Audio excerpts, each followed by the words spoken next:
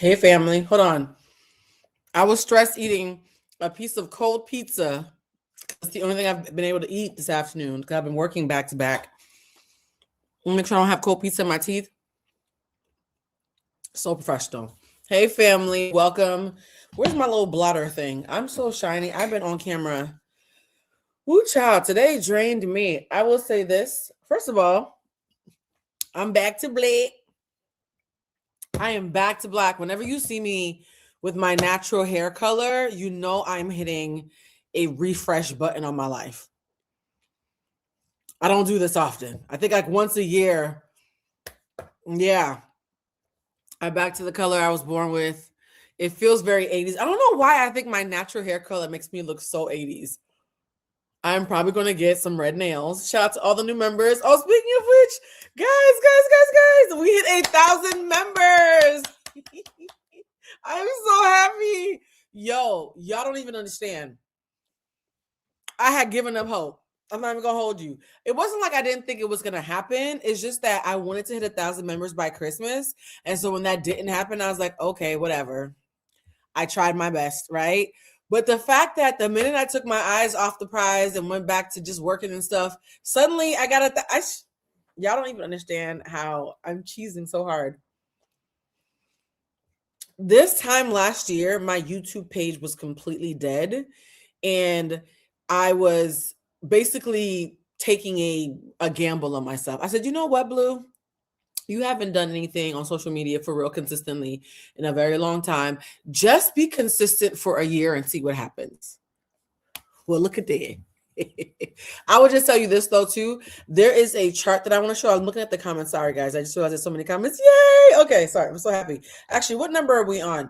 Here's the thing, guys. I saw a girl on social media last year when she hit like 100,000 members. The minute she celebrated, a bunch of people mass unfollowed her because they were haters because they didn't want her to have that milestone. So when I announced that I hit 1,000 members, I was like, oh God, I know there's a bunch of like trolls who have joined my membership and are paying me to hate on me. I don't mind. But like, I was like, I wonder what's going to happen when I announce it. So let me see. Am I still at 1,000? Because I announced it yesterday. I am. Oh, we went up. We got 1,000 and some change. Look at God. Look at God. My hands are a little cold. Let me not talk about being cold though, because I'm in California. My cold is like 62 degrees. So apologies to my East Coast friends. And for those who are like, Blue, why are you so late? Baby, it's only 7:26 in LA. It's not even 8 o'clock where I am. Y'all have to remember, I live on the West Coast. It's not late for me. But we did it, Joe. We did. I'm so happy. All right, guys. So this live is going to be shorter than usual, number one, because it's late. Although it's a snowstorm. I mean, aren't y'all inside cuddling up with your boo things and eating snacks and hot cocoa and shit? But like, oh, thank you. You like the hair, guys? I was like, okay, this hair is so somebody said the black hair looks good on you. Oh, well, I was born with it, so that's good. I just think it's drastic. I feel like I look so drastic with black hair. Like I look very serious. Like I'll cut a bitch. Let me stop. But no, I thought that we were gonna do a members only live today, and we are. We're gonna have a quick meeting. So members, I'm gonna make this live about an hour because right after this live, I want us to have a members meeting where you guys let me know which stories you have full. I know you're on the East Coast and you're tired, but Florence, if you could be there for like maybe at least the first 10 minutes of the members only, I would love for you to tell us some of the story times that I promised you guys over the last 6 months where I was waiting for 1,000 members to finally tell them, because I want us to vote on what we want our first story to be. Don't do it in here because I'm not paying attention. I'm doing the live. Don't do it in here. Wait till we're in the members only area so we can talk amongst ourselves as members. Okay. Shout out to the Gen Pop. We appreciate you, Gen Pop, but you're not family. All right, hold on for a second. Let me make sure that I have my phone on do not disturb, because I feel like every time I go live, suddenly my phone rings for no reason because people can feel when you're doing something. All right, let me make sure my phone is on do not disturb. Now, for those who do not know about this topic, we're going to be talking about Luenell and Albie Shore, and it's bigger than Luenell and Albie Shore, right? Because I feel like the reaction to Luenell and Albie Shore was so accurate about what happens when you're how do I say this nicely? Do I want to say it nicely now that my hair is black? Can I go back to my villain era? Actually, fuck it. I'm gonna just keep it a stack because we all grown here. Y'all don't like it when you see in your face the kind of niggas that fat bitches can pull.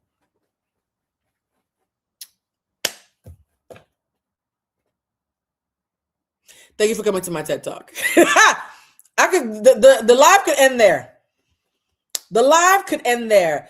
It doesn't matter how pretty she is, how well dressed she is, how good she smells. No, I'm not just talking about me. Okay. But like, you can see somebody who is pretty, brilliant, smells good, decent person, makes good money, following her dreams, just an all around that kind of bitch, right? But if she weighs about 212 pounds, suddenly you've convinced yourself nobody wants to hunch her. Or you're one of those fake broads who's like, yes, bitch, you better get it. Every time you see a big bitch in a crop top, you want to act like she did something brave. By the way, can we talk about this? Can y'all stop telling big women that they're brave just for breathing? The amount of times people be like, oh my God, Blue, you're so brave. I just love your confidence. I'm just wearing shorts, babe. What's brave about me wearing shorts? There's a backhanded compliment in that, right? Because here's the thing that's so funny, and I always say this. If you judge me, cool. But doesn't that mean I get a turn? Yeah? Yeah? Because I once had a girl try to insinuate that her partner wasn't trying to get with me, even though my phone had 6 months of her partner trying to fuck the shit out of me. So that was awkward. And when I offered to show her my phone, since she wanted to be fucking funny, her partner came lunging at her and said, don't talk to her. Oh, okay. I thought I was supposed to be the ugly fat bitch you didn't want because my phone said last night you said something different. And when the girl tried to attack my appearance, because for some reason y'all think calling a fat person fat is gonna hurt their feelings. Maybe some of them, not me, baby. I'll be like, yeah, I'm fat.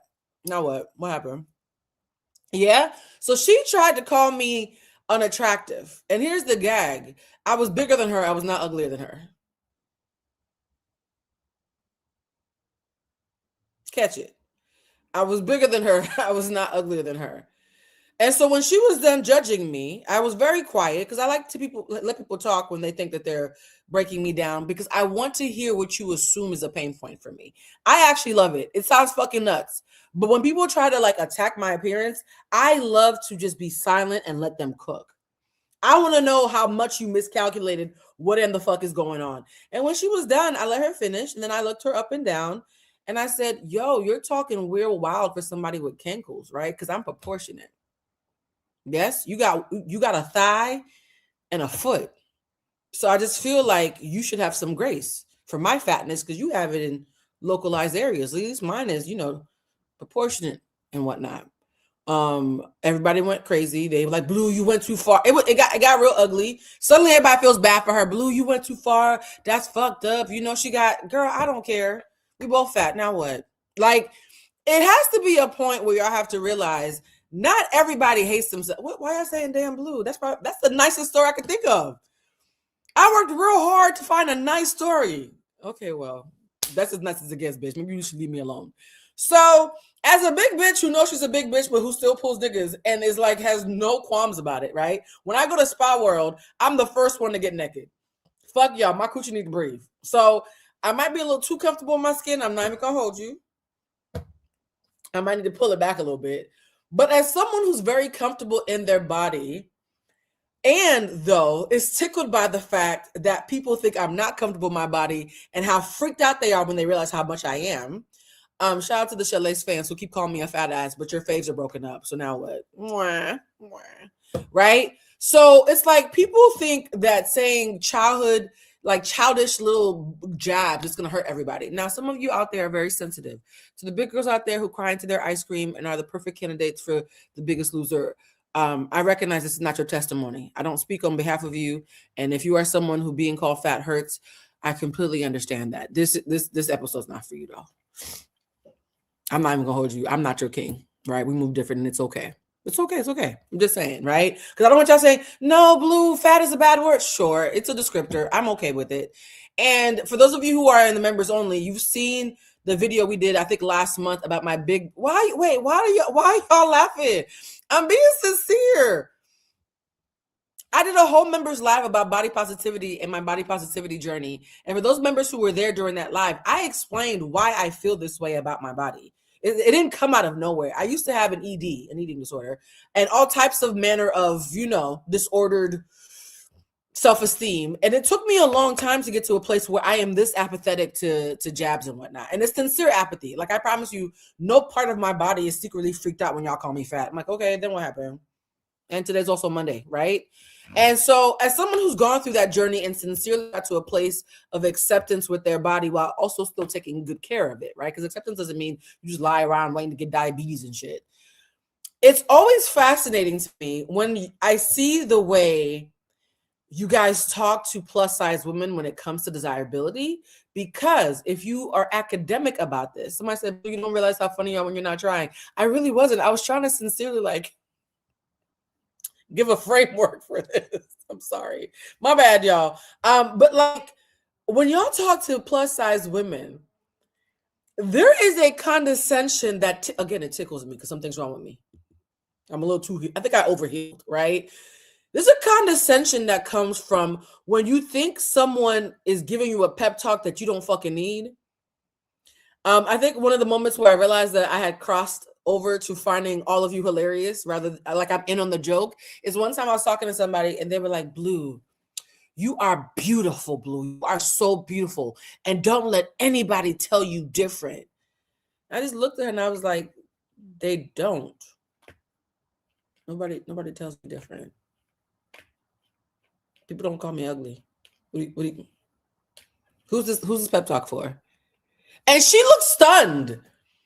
She looks stunned because you realize how much audacity it takes to walk up to somebody and say you're beautiful. Don't let anybody tell you different, bitch. Who's telling me different? Are you new here? And so, but again, it tickled me. I know it was supposed to be a backhanded compliment, but I'm tickled because the person who gave me this pep talk, I think she needed a pep talk. Y'all project a lot on big people. Y'all project a lot on people in general, particularly Black people, especially Black women. Because I was like, bitch, do they tell you different? Do you want to talk about that? We can switch places, right? And so as a face queen with self-awareness, when I saw the fact that Luenell getting with I'll Be Sure had so many of you, number one, convinced it was a prank. And because it's a social media age, we don't know what's a prank and what's real anymore, child, to be honest. But my thing is, I knew for a fact the only reason you found it so impossible to believe that it was not a prank and that they could actually be a couple is because she's a big bitch. Mind you, though, here's the thing. Luenell is funny as hell. Luenell is nasty as fuck. If you've ever seen her comedy, you could tell mama lays it low and spreads it wide. Yes? So Luenell is attractive in the sense of, I personally think she looks like she smells good. You see some people, you're like, damn, you could tell that bitch smell good. I feel like if Luenell walked past me, and I'm about 5'9", and she looks about 5 nothing. So if I leaned about 9 inches down and sniffed her neck, I feel like I would smell baby powder, maybe some Jeanette, a little cool water. You know what I mean? Like, I feel like she smells like she look clean. Luenell, you look clean. You look powdery. You look fresh. I always feel like women like Luenell smell good. Thank you. Y'all know what I'm talking about, right? You can tell Luenell smell good. Can't nobody convince me Luenell don't smell good. And whoever is her dry cleaner, she always has on some flowy peacock outfit that looked like it had to be custom fit for her. And did I mention she's funny? And niggas love her. If you look at pictures of Sinbad when Sinbad was sick, there go Luenell and Dave Chappelle and them smiling the picture. Here go Cat Williams on tour. There go Luenell. If Jesus Christ and Tupac came back, Luenell might be in the green room. Okay? So let me get this straight. You are funny. You are actually a decent human being. You like you some sex. You smell good. You're comfortable with yourself. Men like being around you. You make them happy. Why are y'all shocked that she pulls niggas?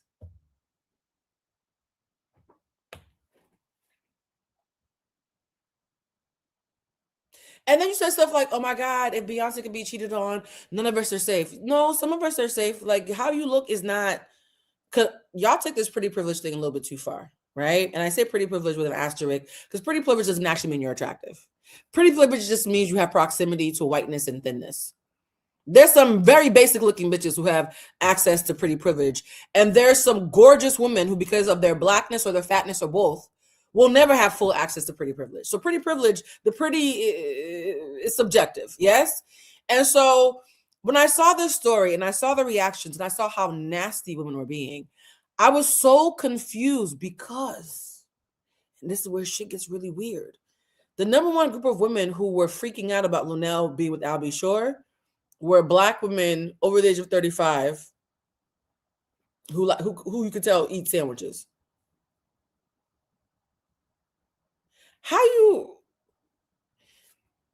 If I was a Black woman over 35 who liked sandwiches and who wanted to find love, and another Black woman over 35 who liked sandwiches found love, I would be happy because that means that my premise has some founding. Yes? Am I being too autistic and logical right now? If I see a big pretty bitch winning, I think, God's in the neighborhood. I got next. Like, why would you hate on someone who looks like she could be your play cousin or at least be at the punch bowl next to you at the 25-year reunion? Why are you mad that one of your own pulled one of them? Because back in the day, honey, Albie Shore and his unibrow was one of them. Okay? I think about you night and day. Albie Shore, for those of you who don't know, in the 1900s, Albie Shore was one of the light skins, okay? Capital T, capital H, capital EE. Yes? He was the kind of light skin that would make Diddy mad because you know Diddy liked to compete with men. I'm not going to get too much into the Diddy documentary because that was a whole other live. If you missed that one, go watch it. It was excellent. But no, Albie Shore was one of them niggas back in the day, right? So Albie Shore, you know, baby daddy of Kim Porter, father of Quincy, who's a present day attractive light skin, yes? When you have someone like Albie Shore dating someone like Luenell, it brings out so much in you. And what it reminds me of is, oh, am I going to tell this story? Is this going to be a free story? No, this could be a free story. If he sees this, oh my God, I'm not going to say his name. I was about to say his name, but I'm not. When I was 12 years old, there was a little boy in my class because I went to a school that was a 6-year high school. It was like it was the first high school in the country, and it was a preparatory school for Harvard. So it was a high school that was supposed to prepare you to eventually go to Harvard, which is funny because I ended up working at Harvard. And at this high school, you had to be really smart to test in. And some of the kids were smart enough to test in, but weren't smart enough to actually graduate. Okay, shout out to Tyrone, who was like 27 in the 9th grade. I hope you finally graduated, Tyrone. You would be 50 right now. Anyways, so we started off in the 7th grade for high school, not the 9th grade. And for those of you who are international, none of this matters to you. My first day of school, this really attractive, tall, light-skinned boy walks up to me at my new school. Mind you, I've been going to Catholic school surrounded by nuns the entire time. So this is my first time not wearing a uniform. And I tried to curl my hair with them foam rollers, and shit went awry. So my hair looked nuts. And this tall boy, he's about 6'3", even though we were in the 7th grade, walks up to me and he's like, I like you. Can I get your number? And I was like, no, you're a boy. I don't want to get pregnant. And I ran off and I cried. I was scared of boys. I had also been through some stuff by then. That's a trigger warning. That's a whole other story time for Behind the Wall. So me at 12 was not prepared for this tall, light-skinned boy with long eyelashes walking up to me. Well, I found out within the week he was the most popular boy in school.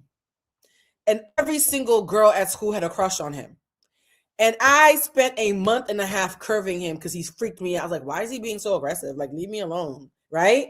I couldn't figure out why he liked me. By the way, guys, for those who don't know, back in the 1900s, in the 90s, there was a thing about light-skinned boys tended to always go after the cute chocolate girls. It was like a whole thing, child. So eventually he leaves me alone because after 6 weeks. The minute he leaves me alone, suddenly I start liking him because apparently I had some daddy issues I needed to work through, and him not liking me suddenly made me want him. Do you know that for the rest of our high school career, whenever a girl that I was cool with would be like, oh my God, he would never like a girl like me. He's so fine. He's so this, he's so that. And I'd be like, oh, freshman year, 7th grade, he had like a crush on me. And I feel bad that I fumbled that. Every single person I told that story to called me a liar. Every single friend that I had in high school, if I ever told them that the popular boy had liked me and stalked me for 6 weeks around classes, offering to carry my books and stuff, none of them wanted to believe me. And it took me a very long time to realize it was because I was big. Because the girls that he was dating were not prettier than me. So in my mind, I was like, we all cute. What's the problem? I didn't really understand fat phobia back then. But it's one of those things of, at 12 years old, I was sent the message by my peers, we're never going to believe the person that we want wants you. That narrative has followed me around my entire life, where very attractive men that other women want and covet and have as their man crush Mondays or whatever, those men, maybe it's because I'm apathetic, maybe because I'm the only one who's not chasing them, I be minding my fucking business, right? Those men and women, how you doing? Shout out to the DC studs. When I started dating women, studs, whatever. I have so many stories of super attractive, popular people who everybody wants trying to get with me. And when I either get with them or reject them for not offering me enough, because I'll tell a fine motherfucker to kiss my ass if they're not offering me something of substance in a heartbeat. I do not want to be a fucking token. I don't want to be an experiment, right? To find out that I might have rejected someone that they actually wanted and couldn't get, yo, the amount of times that I have seen screenshots from group chats, people saying, oh, she's a pathological liar, she's fucking crazy, she's nuts. In fact, once someone who had a deep crush on me and later confessed that they were in love with me, before they confessed they were in love with me, somebody sent me a text message of them literally in a chat calling me delusional. Your last 3 girlfriends said that they didn't like our relationship because they could tell you had feelings for me, but I'm delusional? So for me, there's a lot of, I don't want to say pain, but there's a lot of ick around the concept of dating attractive, desired men, because I'm going to be honest, 80% of the hate that I've gotten in my life that was in a personal relationship, not on social media, fuck social media, but in real life, 80% of the hate and betrayal that I've ever gotten in my entire life was from people being resentful of the men that I dated. Y'all saw what happened with Icky and my former co-host. By the way, that story time is going to be reposted in the members only area because I don't want that to be a public story time. That story time, I'm happy I shared it back in August. We got a lot of views, but for my own personal whatever, getting new comments on that from strangers. So for those who are wondering where the story of me and Icky went, I'm going to put it back up in the members only area if it's not already in there, right? And so as a plus size woman who is used to people hating on me and being nasty to me simply because someone they found desirable found me desirable and they didn't believe that I was deserving of that desirability, even though our chemistry was obvious. When I saw the Luenell thing, I said, oh, the girls are going to gag. And sure enough, the aunties had their panties in a bunch. And mind you, Luenell might be like me. She don't give a fuck. If you see me with somebody fine or successful or whatever the fuck y'all consider to make them a high value man and you feel away, please keep that to yourself. I don't ever want to hear it. I'm not interested in how odd you are that somebody finds me desirable. Because the gag is, y'all would be surprised how many men and women find plus size women desirable, and the only reason they don't act on it is because they know that y'all gonna react away and they're not brave enough to stand 10 toes down on their preference. There's somebody in Hollywood right now who their partner on record is very small, very petite, and yet they pursued me for years. They pursued me for years. I am the complete opposite of the person that they're on the record being in a relationship with. The complete fucking opposite. The bitch could fit in my pocket, respectfully. Yes? But one is good for optics and one is what they actually want. And I was like, no, LA is, people in LA be mixy. Maybe I'm overreading this. I've been gaslit about being desired so many times in my life that I've now become like, hey, I'm going to let my friends listen to the voice note and tell me if I'm crazy. I let one of my homeboys listen to a voice note that this celebrity sent me. I'm never sharing this story because I don't want to get sued. This celebrity sent me a voice note. I sent it to my homeboy, and I sent it to my most cynical friend. I said, this is the one friend who's not going to gas me up just because they love me. They're going to tell me if I'm crazy. My friend heard the voicemail, called me back within mere seconds and said, my dick got hard listening to that. They definitely want to get with you. What are you talking about? This is not even subtle, bitch. Like, it's not even subtle. Yes? I've had so-called heartthrobs pull out condoms and just stare at me like, what's up? And then I go on my page and everybody's like, oh my God, he's so fine. I'm like, girl, he is not fine. He's a creep who pulls out condoms. So as someone who sincerely thought that being in LA as a plus size woman would mean that I'd be all about business. I would never have to be worried about being sexually harassed because this is, LA is the Hollywood, I should say, not LA, Hollywood is the epicenter of fat phobia and white supremacy, and everybody wants to be mainstream out here. I thought I would be shielded from that. No, I was not shielded. If you are a pretty big girl and you come to Hollywood, they're going to hit on you the way they hit on Sydney Sweeney. They're just not going to claim you the way they would claim her. They're still going to be attracted. They're still going to want to hunch on you and rub your booty a little bit, right? And it might not always be consensual. So desirability politics, I'm always fascinated by that. So if you haven't seen the video, I'm going to play the video of Luenell and I'll be sure and try. I'm so tickled by this. And for the young lady who was in here earlier who said, I think it's just a prank, ask yourself why you're so quick to think it's just a prank. Ask yourself why you're so quick to think it's just a prank. Because there's some bias in that assumption that we all need to sit with, big bitches included, okay? Because friendly fire is a thing in the plus size community. Mount Vernon to LA.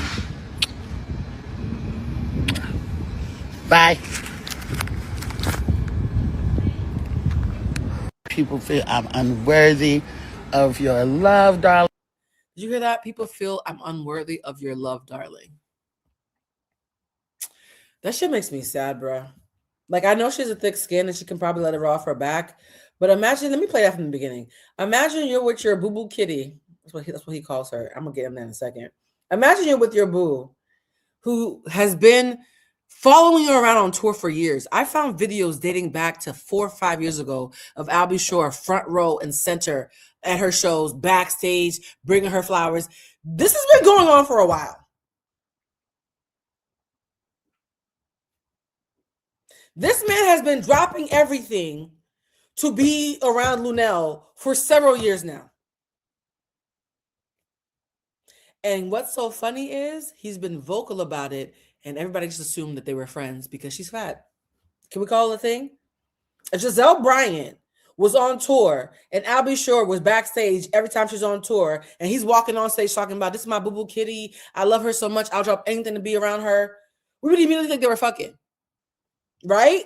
But the minute it's a plus size woman, oh, that's just his homegirl. That's his auntie. That's his cousin. Mount Vernon to LA. Bye.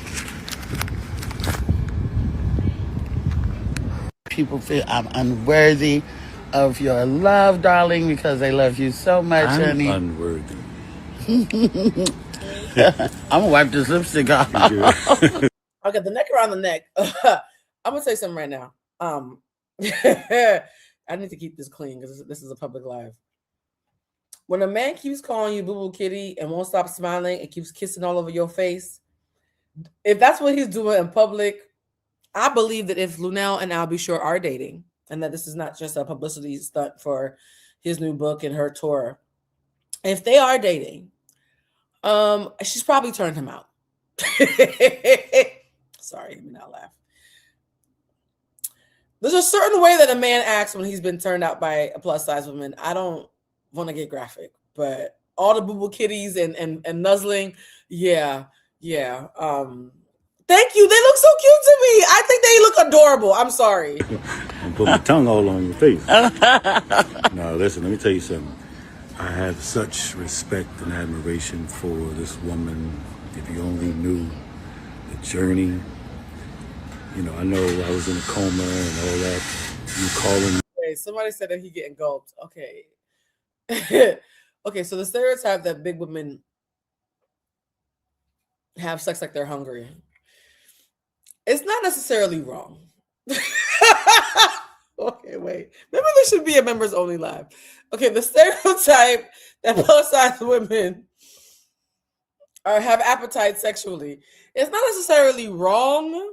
But I like to think of it as an appetite for life, and just big bodies, big dreams. You know what I mean? Like it's somebody, and they're glowing. They are glowing. They are going. And somebody said the fun uncle and auntie. I love that. But yes, they're both getting swallowed up. I promise you, they're both. Yeah. Talking in my ear while I was, on the other side. Yeah, there's nothing new. Nothing new at all. I appreciate the way he won't let go of her neck. Luenell, okay. Luenell's trying to talk to the camera because this is supposed to be a promo. And this nigga's like, where you going? Do you know every time she moves away, he's like, if you don't bring your fluffy ass back up, I like it. I might be a nasty bitch. I'm tickled by shit like this. I like me. Maybe I've been burning too many pure sweetness candles. But I really, whatever this is my kind of carrying on. Okay? Whatever this is. Appreciate you. I honor you. I thank you. Bee's Knees, a.k.a. my boo-boo kitty in the building. He said boo-boo kitty and his mouth immediately had to touch her skin.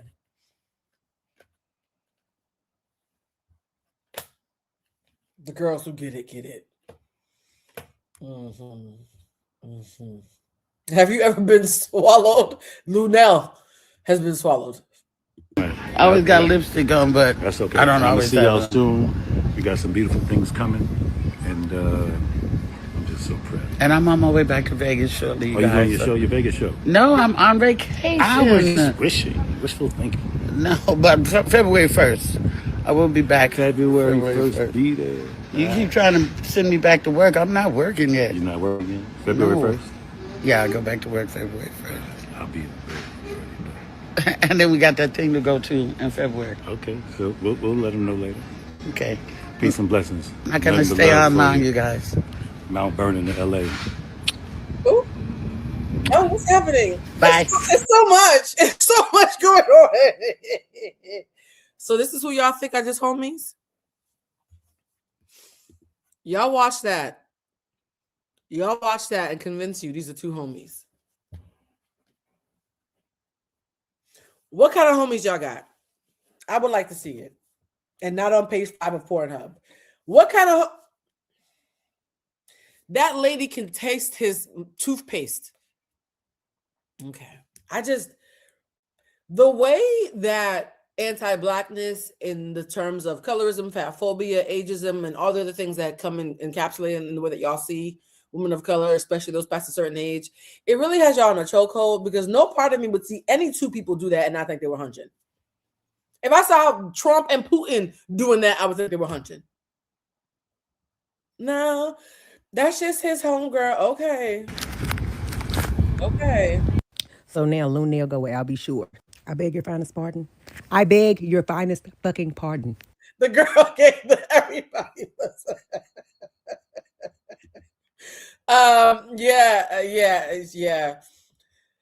Yeah. They everybody was shocked. I see everybody was shocked. What the hell is this? 2026, what the hell is this? It's cute. Quickly, answers. How? Why? When? Where? What? Like, excuse me? Like, I just, there's a lot of questions that are coming to my mind as to, the fat phobia is whooping her ass. Two age-appropriate people who have been friends for years deciding to date after she was one of his biggest supporters when he was in a coma. There's absolutely nothing confusing about that. It couldn't be any less confusing. Here's the funny thing. You know what would be confusing? I'll be sure dating Lori Harvey, and yet I feel like you wouldn't be confused. I'll be sure dating Lori Harvey is objectively way more confusing than Luenell dating I'll be sure. But because of all the reasons I've stated, you're convincing yourself that this is confusion. It's not confusion. It's bias whooping your ass. Now Desmond Scott got a baby on the way. Boy. Oh, the Desmond Scott thing, that was a rumor, guys. Somebody had a second account pretending to be the girl that Desmond Scott was kissing at the club and was posting flagrant shit like we're expecting a baby X, Y, and Z. This is Desmond Scott of Christy and Desmond. Desmond Scott's not, as we know, having a baby. It was a fake account. Like, 2026, I do not have time for this shit. Oh, let me turn down the music. I don't want to get a copyright. You guys, this is a video of Al B. Shore popping up to surprise Luenell backstage in 2023. It's 2026, family. This is Al B. Shore still on a cane, fresh from recovery, popping up to see his Boo Boo Kitty backstage in 2023. I'm just going to turn the music down because I don't want to have to pay Al B. Shore copyright. Look at her. Hearts everywhere. She's cheesing. Another show in 2025, last summer. Look at this. He pops up to surprise her again.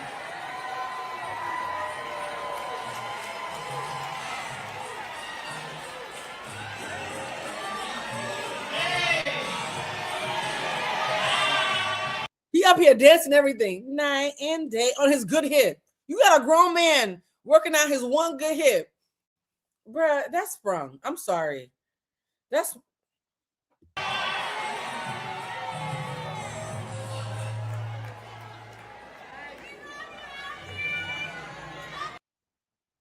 If a man shows up for you every chance he gets, puts his mouth on you in public every chance he gets, grabs a mic every chance he gets and says, "This is my Boo Boo Kitty." But y'all shocked.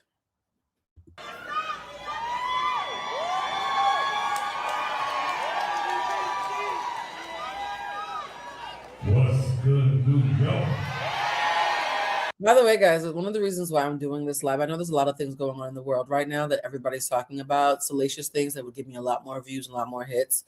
I just, especially this close to Valentine's Day and this close after the holidays where everybody was feeling the way about not having a partner to do matching pajamas with, or maybe you did have a partner, but they suck, right? Because not all relationships are healthy. I just wanted to remind you that you could literally be over 50, have gone through a near-death experience, and love can still find you. I think a lot of people right now, especially, need that reminder. And it hurts my heart that y'all are making Kim Porter jokes. Like, how do you go from Kim Porter to Luenell? How do you go from dating a woman when you're young to dating a woman who supports you when you're older? What are these questions? You guys don't realize how casually cruel you are when people who don't fit really myopic standards of desirability have the audacity to find love. And it's fucked up. It's actually really kind of gross. And so I want to counterbalance the noise against what's happening with my loud approval. Whatever the fuck this is, I approve. You know what it is. And if you really know, Luenell is my Boo Boo Kitty. That man is in front of a stadium and said, "I just need you all to know Luenell's my Boo Boo Kitty." Y'all, every time he says Boo Boo Kitty, I feel like he's having a sexual flashback. I fly all around the world when my schedule is free and when it's not free. I fly all around the world when my schedule is free and even when it's not free, just to see her. I'll cancel just to know that I'm supporting my baby. Just to support my baby. Now, here, I need y'all to understand how loud the cognitive dissonance is. This video is from 2025.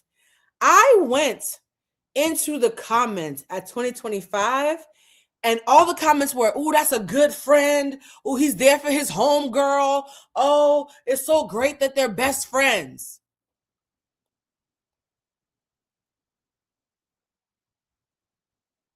The first "y'all are a cute couple" happened 3 days ago after the announcement.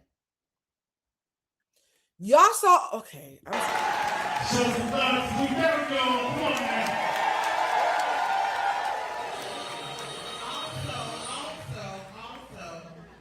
Al has a book coming out.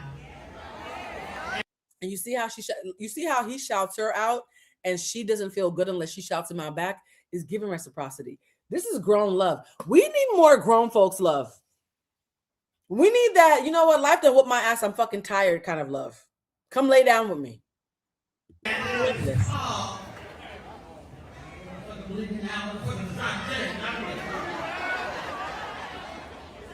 We want to say this. This is very important. There is no celebration. You know what I mean? No celebration. Okay, guys, look at the comments. I'm gonna look at the comments. Somebody says, pure love and friendship. Good to see you getting back in the swing of things, Al. This is so iconic. We're going to get this right. I want you to stay in prayer. Stay in prayer for my ex-wife. Stay in prayer. You see how I went from beautiful friendship to 2 days ago? I love this for y'all.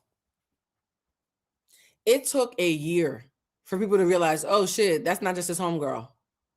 Child, Luenell, this is the kind of stunt queen bullshit that I need to do. I need to just have me a little boo-boo kitty. Actually, nah, y'all too smart. I done educated y'all too much and y'all read a lot already. Y'all gonna know immediately who the fuck I'm fucking in the group picture. Damn it. Y'all, I need to figure out how to hide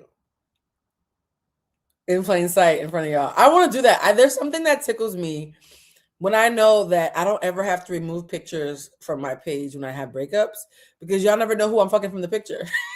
It'll be a picture of all of us like, yay! And it'll be the nigga in the back who's like 8 feet from me, who's the person I'm going home. I love that. Is that the Gemini Venus in me? I love the idea that y'all don't know. Oh. For the kids, specifically my son Quincy.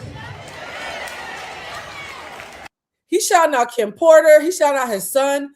He doesn't have to pretend the life that he had before her didn't exist. He's saying, hey, like, I love my family. I know what y'all know me for, and this is my boo-boo kitty, and I'm gonna always support her. Like, healthy love means all of you gets to come along for the ride. Not just the pieces of you that fit into the little space that somebody made for you. Like, all of you, right, gets to come for the ride.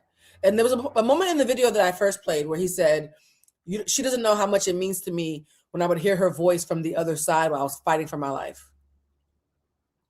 Think about having a woman who, or a partner who, has seen you on death's door and had your back.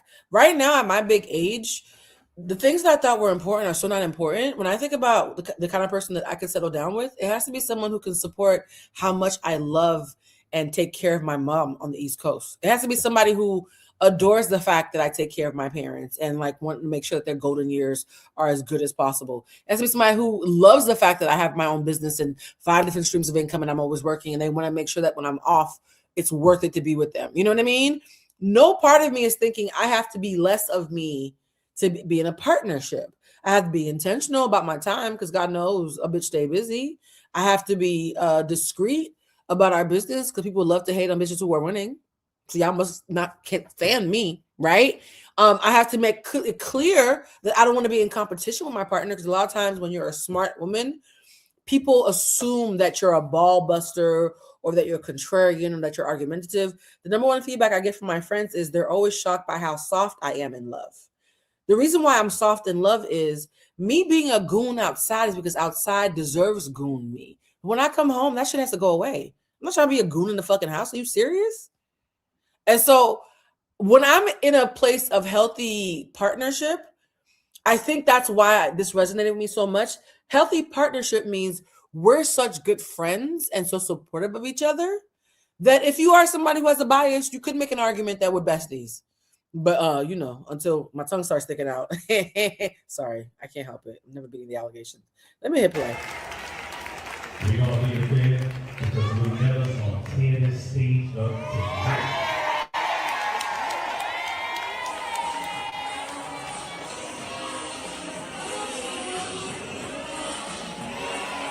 Now, how many times they kiss on that stage? He done kissed her like 3 times when he came out. He paused to kiss her doing Boo Boo Kitty. Now that man's mouth. You gotta appreciate a man whose mouth likes you too. I'm just gonna say that. Thank you. Y'all, they keep on playing this fucking song. Al, be sure, please don't get me copyright. Why is that one song playing in the back of everything, Al? I know that's your biggest hit, but come on, can we have a single? You know how hard it is to find a clip of these two without this song playing in the background? Lord, don't get a copyright. Anyways, that video is from 2025. Look, they're still doing this. Every time she goes on tour and this man is within a 20-mile radius, he's gonna pop up and do a little hip thrust.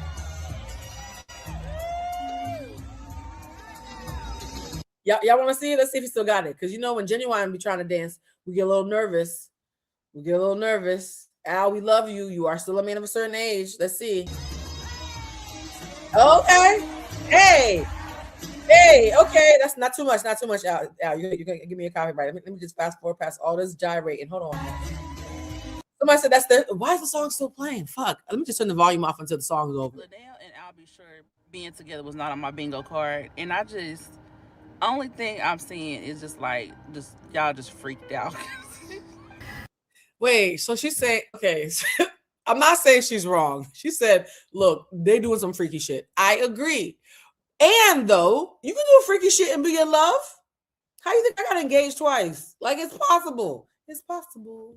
If you're a woman and you aren't conventionally attractive, if you're a little older, a little heavier, do you not like yourself? Do you think that you're deserving of poor treatment? Do you think that you're not deserving of companionship? Are you allowed to have any standards? Just asking. This morning's topic of gossip was Luenell and I'll be sure. And I was just like really amazed at the level of disgust that these women had for Luenell because she is. They were disgusted. There were women who were like, I've wanted this man since the 90s and he ended up a fucking Luenell. Yes, he did. Move on. Isn't conventionally pretty. She's older and she's heavier. And the automatic assumption that I'll be sure was doing her a favor. Meanwhile, his heyday was in the 90s. That was many decades ago. When's Oh, okay. Wait, hold on now. Wait. Some of y'all saying that the only reason Al B. Sure is with Luenell is because he's not in his prime. I don't like that argument. Because there are some fine specimens of men who do not settle down to their 60s because they're men, right? So like this whole thing of it's because he's out of his prime, there becomes a thing that happens where you have to mature to a point where you're honest about what you really want and you stop caring what other people think. And that doesn't mean that you're out of your prime. It means that you finally matured. So I just want to say that I'm playing this video, but I don't agree that, well, he's no prize. He could be a prize. He seems like actually a really kind man. And that's saying, well, stop talking shit about Luenell because he ain't shit. If you were talking about my man like that, I want to fight you. Don't defend me by talking down about my nigga personally, right? So I'm not sure I like that particular statement, but let's hear the rest of this. last time this man was like really famous and, you know, really out there making music and doing his thing? I haven't really seen anything much from him, but literally someone was like, you don't go from a Kim Porter to someone like him. Him and Kim Porter were together before Kim Porter was with Diddy. They were very young. They were very young back then, and many decades have passed since that time. But I just wonder, because this was all women here, so it wasn't any men getting involved in the conversation, though I'm sure they have their little 2 cents to add to it. Do you feel that if you are over 35 and you're not as slim as you were and you're not as pretty as you were, that you deserve poor treatment, that you don't deserve to have companionship, if that's what you're looking for? You deserve less. You deserve less in life. And this man, he's always going to be the prize. No matter how old, how limp the banana gets, no matter if he doesn't have any money, he's still the prize. And you're just lucky to be, I guess, breathing the same air as him. And then we wonder why, you know, we settle for the things that we do in life. And the misogyny's inside of us. It's not always coming from the outside. Sometimes it's what's inside of us. Wait, I didn't know that Al B. Sure dated Omarosa. Also, he really likes black women. Al, we slept on you. We just saw you singing Night and Day and gyrating, and we didn't know that you was. Look at that. I kind of love that. If you're a woman and you are. And before I begin, I want to say, oh God, not rest in Kevin peace to Samuels. the late Kevin Samuels. Boo. But I know for a fact my brother is turning over in his grave right now when Rest he in sees peace. the sexy, high-value I'll be sure kissing off of Luenell. I do not miss the Kevin Samuels era. I don't miss it. So many of you took glee in this man telling women that if they were more than 10 pounds overweight and over the age of 25, that they were expired and damaged goods.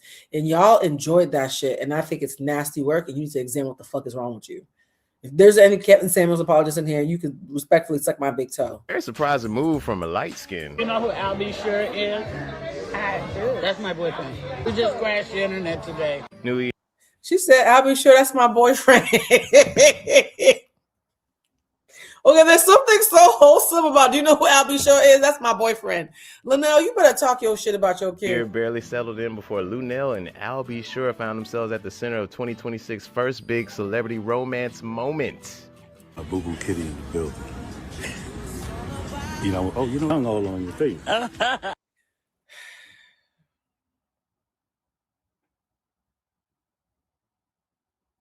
How do you see people this happy and find a reason? Unmistakable chemistry. Listen, let me tell you something.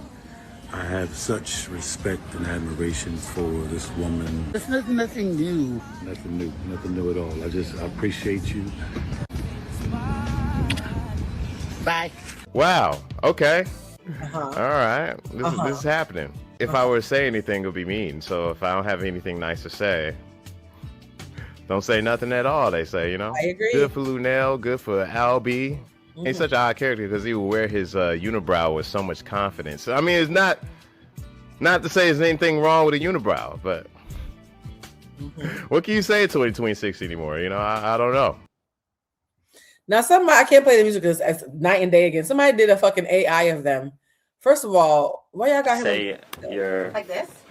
Now, why am I playing Lunami after this? Because I realized the way y'all acting like Luenell and Al B. Sure could only be homies, even though they've been kissing on each other and holding hands for about 3+ years now. 3 years of Boo Boo Kitties and him jumping up on stage and gyrating and kissing all over her face, and y'all acting like it's out of nowhere. The last time I saw people just be so obtuse about obvious chemistry because of internalized bias, right, was Wunmi Masako when we saw Sinners last year. And that movie was so impactful. It's now made history with 16 Oscar nominations, breaking the previous record of 14. And another one that was 11. Color Purple once had an Oscar record for having 11. We're now up to 16 thanks to Sinners. So many of y'all were like, oh, that was horrible casting. I can't believe that they cast this woman as Michael B. Jordan. It's the Michael B. Jordan's love interest. And she looks like his auntie. And I was like, the chemistry between them was very obvious, and a lot of you bitches tried to argue me down. You tried to argue me down because you didn't want to admit that the chemistry was there. You just didn't like the chemistry existing in a big black body. It's the same thing you're doing with Luenell, right? Except with Wunmi, hers is about being dark-skinned, and with Luenell, hers is about being older. But big and black immediately means unlovable to so many of y'all, right? And so we're going to take a quick, because, you know, I love Wunmi Masako. And also because she's nominated, I wanted to have a moment to shout her out in the middle of clapping for Luenell and her boo kitty. Wunmi, look at this woman. Look at that face. This is an obviously beautiful woman. And so many of you acted like there's no way in hell. And funny thing is, her and Haley Steinfeld, the one who played Mary, are both pregnant simultaneously. Yes, I've seen all the jokes about how Smoke and Stack got their girls pregnant.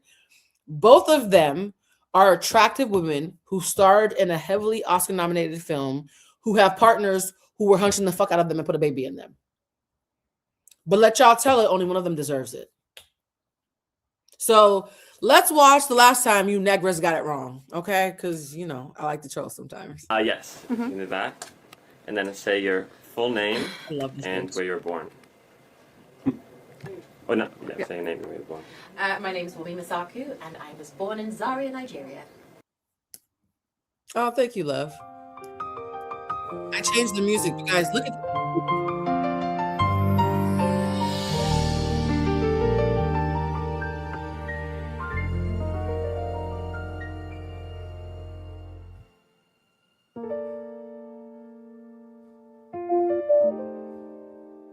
Yes, guys, I made this edit, changed the music, so I wouldn't get a copyright because I want you guys to see what it's like for Black women to be loved on tenderly, because again, the algorithm would have you convinced this doesn't exist.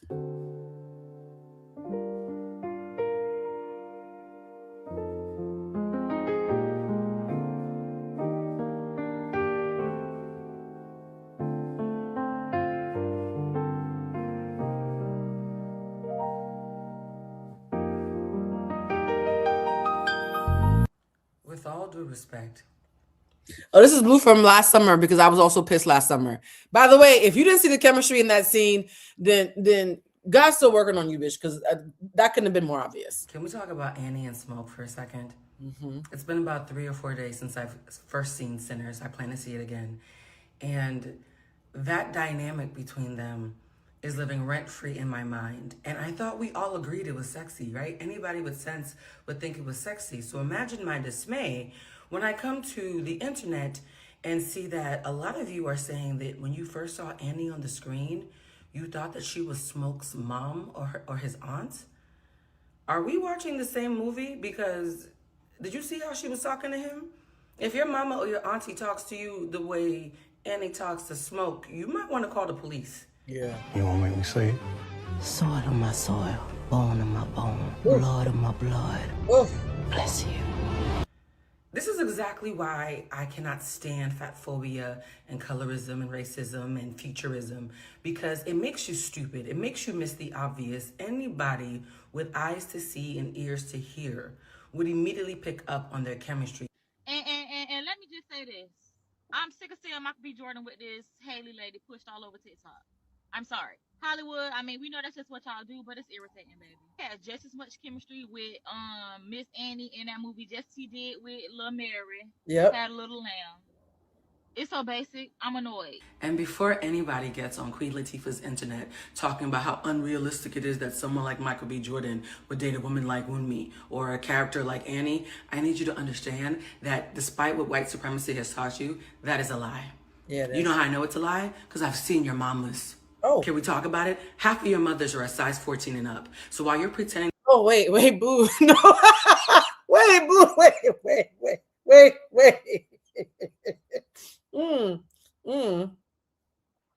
Wow. That was a little rude. Okay. Sometimes this is why when y'all quote me, I get nervous. Because who said that? This bitch said, I seen your mama. Well, I haven't seen this video since I posted it, so I forgot that was in there. I'm so sorry. I didn't know I said that shit. That big black bodies are not desirable. Your daddies clearly don't agree. Oh. Women like Annie getting their cheeks clapped is the reason why half of us are even here. Oh. But I get it. In a world full of problematic podcast bros, a lot of you are not going to listen to me making perfectly good sense just because I'm a woman. So how about I play a video of a man saying basically exactly what I just said. When it came to Michael B. Jordan and Wunmi Musaku, I pray I said her name right. When it came to them on screen, I ain't gonna cap. I ain't understand it. I didn't get the dynamic. I thought she was an auntie. I thought she was a cousin. I even thought she was like an older sister. It wasn't until that scene, you feel what I'm saying? Where I was like, that what they got going on. You don't see dark-skinned women. You don't see plus-size women. You don't see women that just got literal natural bodies. Like her body is. For those who said I have dark hair in the video, that's literally the last day I ever had black hair. My hair was blonde the very next day. So thank you for peeping that. It's been the last time since I've had dark hair, so I love that y'all peeped that. Is equivalent to the average person in America. You don't see them bodies playing a lead role. Not with no nigga like Michael B.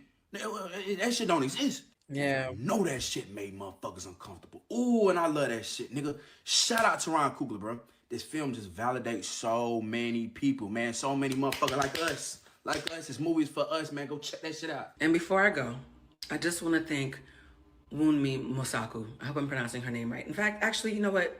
Let me say her full name, right?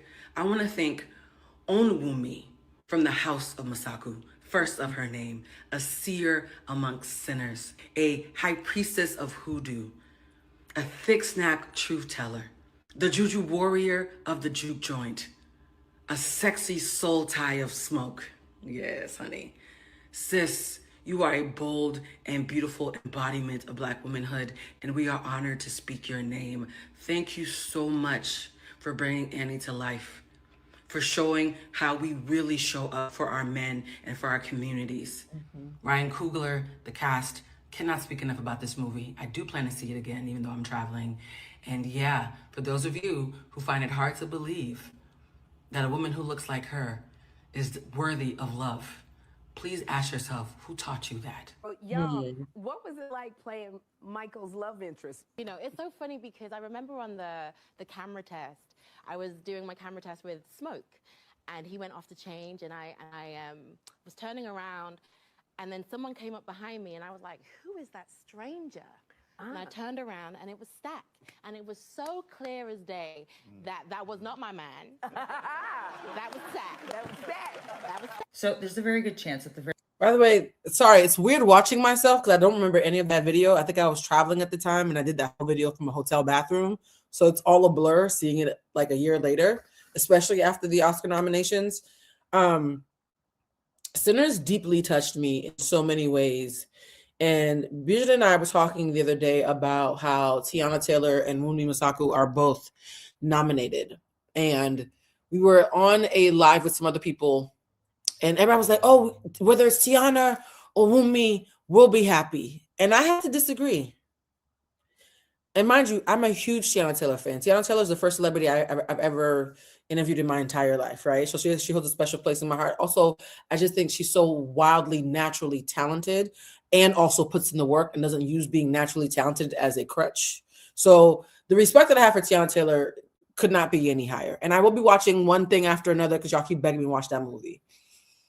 But the reason why I don't feel the same about them winning is Tiana Taylor, the spoiler that everybody's been giving me is that it's a very Monsters Ball situation with how she's hyper sexualized and probably even fetishized from what I've heard, but I'm going to wait to watch it for myself in the film. And it's very reminiscent of how Halle Berry had to be in order to win for Monsters Ball. I don't believe in sex shaming. So if Tiana was to win, I'd be happy she won just because Tiana deserves to win things because she's ridiculously talented. 1001, I saw that. I think Lena had a screening with the cast and the writer / director. I was so moved by 1001. I think 1001 is Tiana Taylor's best acting work of all time. If you haven't seen 1001, I highly recommend you watch it.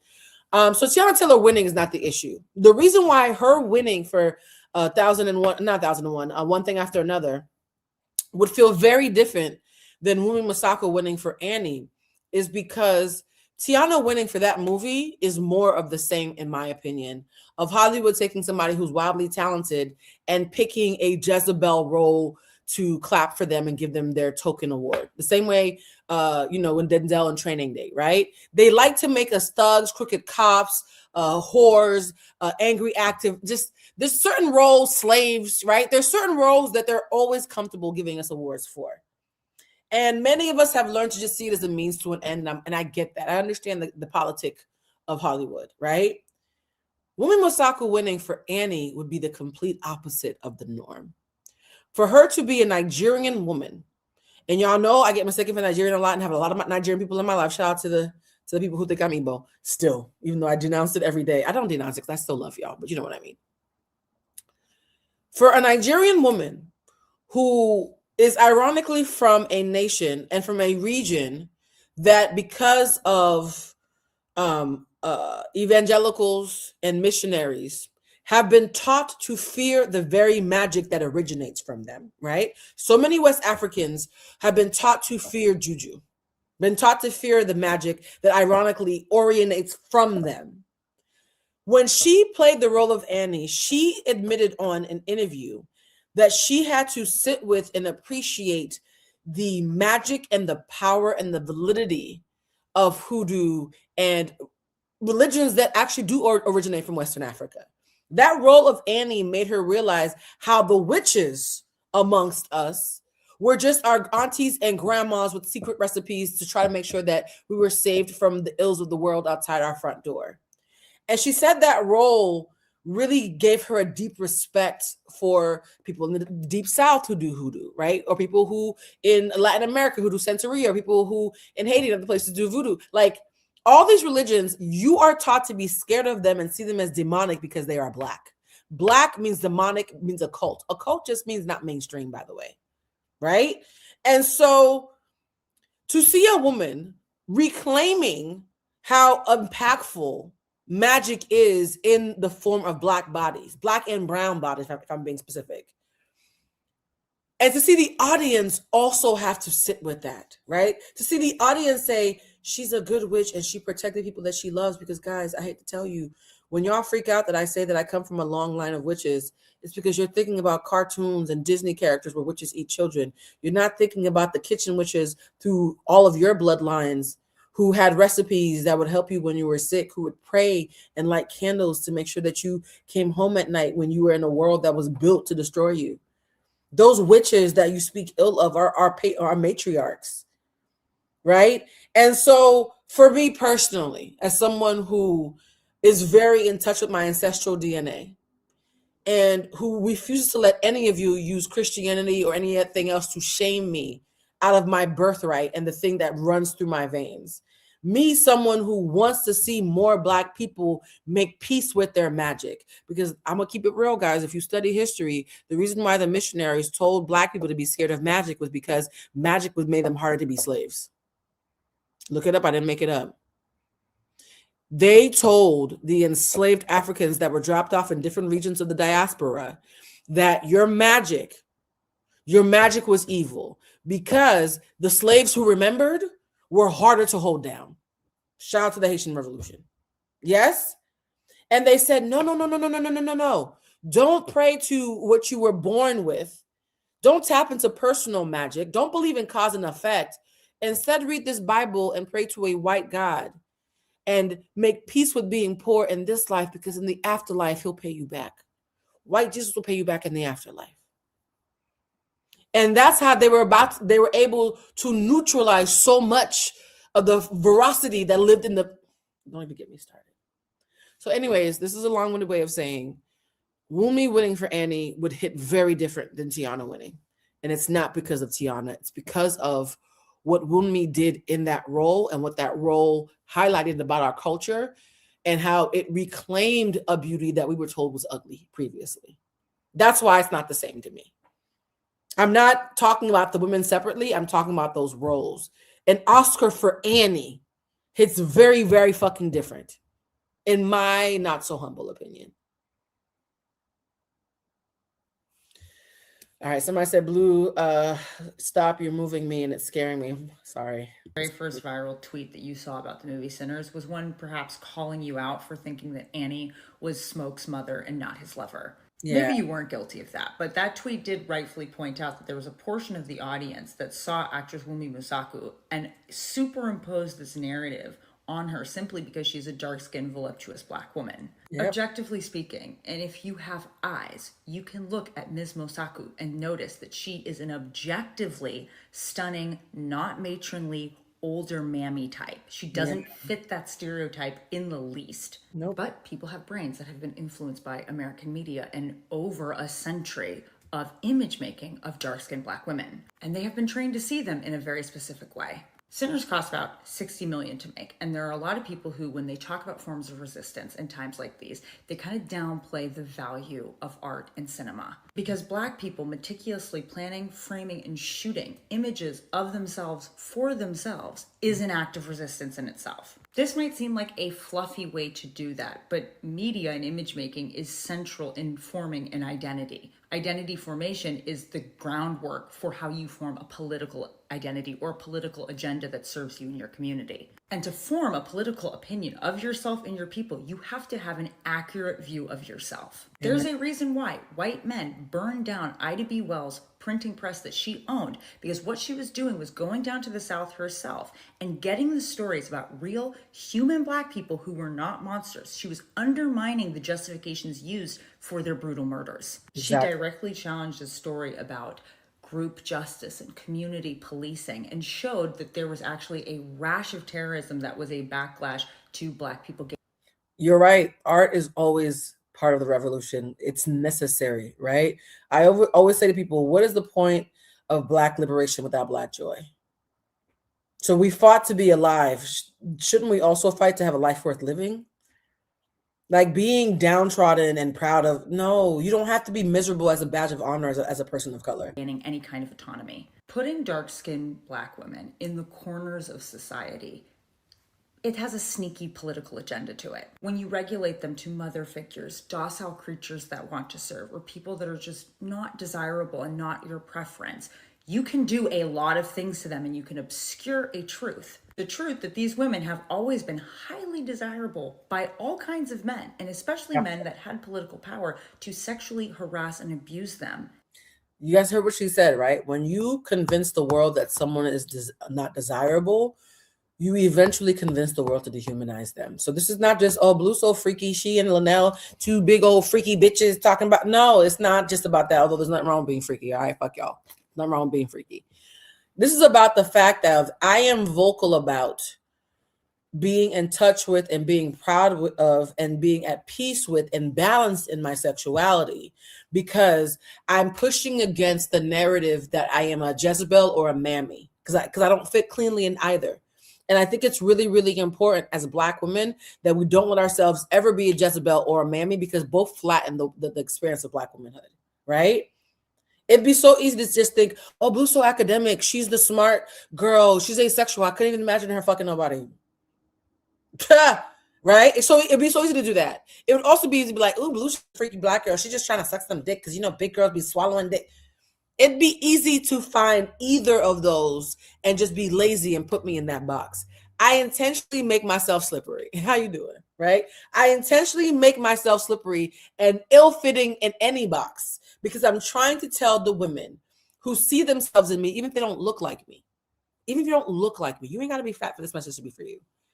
If you are othered, do not let them flatten you, because when they flatten you and make you seem undesirable, it is a short hop, skip, and a jump to dehumanizing you and dismissing your humanity altogether.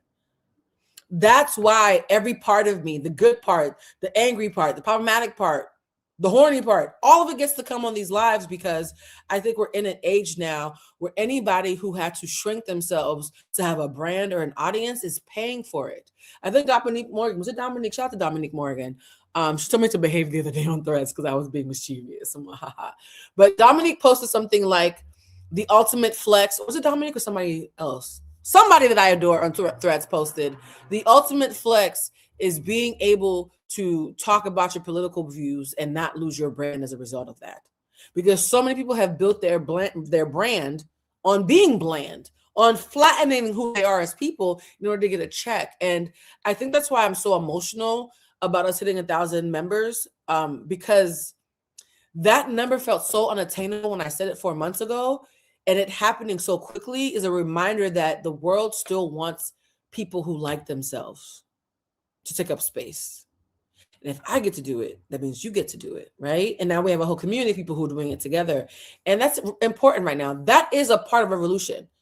That is the art part of revolution, right? So many times y'all think, oh, we're just coming on social media and having these parasocial relationships.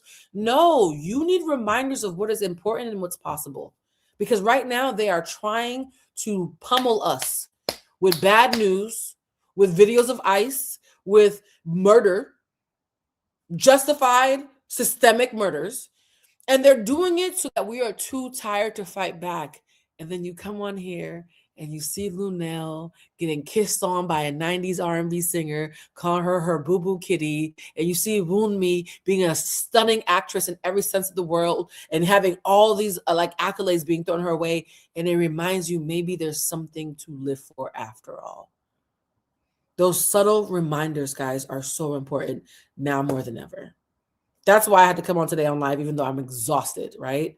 I'm so tired right now. I have so much work to do right now, but I had to come on today to celebrate with y'all because I adore you. Now we're going to pivot really quickly because this live is going longer than I thought. We're going to do a members only live. I'm going to put up a page and in a link in a second.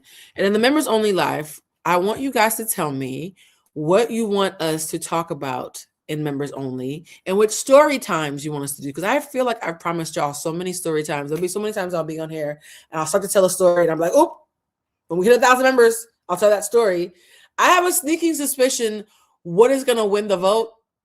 I have a sneaking suspicion, but I will wait until we are in the I'll wait. Wunmi, I know you're probably not going to see this, but even if you do or don't see it, I want to put this out in the world. We are rooting for you. You are just a beautiful reminder.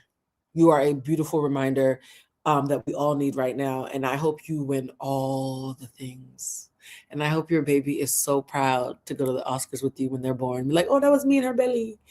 All right, guys, I'm about to end this live now and have a drink of water because I've been talking all day. And in about 10 minutes, we're going to start the members only live. Members, please stick around because I want to chit chat with y'all. And I'm debating if I have energy to do a story time tonight. I'm debating that based on how the conversation goes. So I'll see you guys. For members, I'll see you in 10 minutes. For everybody else, have a great night. Please be safe out there, especially those on the East Coast who are affected by the storm. I adore you. Sorry, I'm losing the ability to speak. I adore y'all. I'm happy y'all made it. And I know it's late for my East Coast friends, so I appreciate y'all for staying up. Until next time, let's all manifest getting a nigga who kisses all over our faces and calls us Boo Boo Kitty and shows up for us and has our backs and is proud to clap for us wherever we go, right? Luenell, if this is real and not just a really clever PR stunt, good for you. Good for you. All right, bye, family.